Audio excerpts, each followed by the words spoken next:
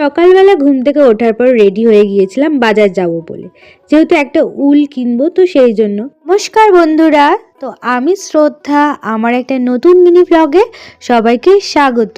বাজার থেকে আসার পর ঘরের একটু কাজ করছিলাম আর মার হাতে হাতে হেল্প। আর এই দেখো, একটা কথা হচ্ছে 2026-এ এসে দেখছি যে আমার চুল প্রায় তো উঠেই যাচ্ছে। সেই জন্য সত্যি বড্ড মন খারাপ হচ্ছে। এতদিন মা বলতো, সেটা কোনোদিনই শুনিনি যে একটু চুলের যত্ন কর। আজকে কেরম একটা মনে হচ্ছিল যে দুদিকে একটু চুল বাঁধি, যেটা বাঁধলে একটু স্কুলের ফিলটা আসবে, দেখতে ভালো লাগে বেশ। তারপর স্নান টান করে উঠে একদম ভাত খেয়ে নিয়েছি। আর দেখতেই পাচ্ছ আমাদের বাড়িতে অসাধারণ রান্না হয়েছে।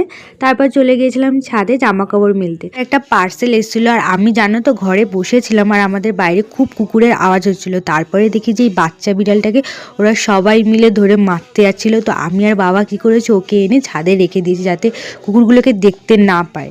তো ভিডিওটা ভালো লাগলে অবশ্যই একটা লাইক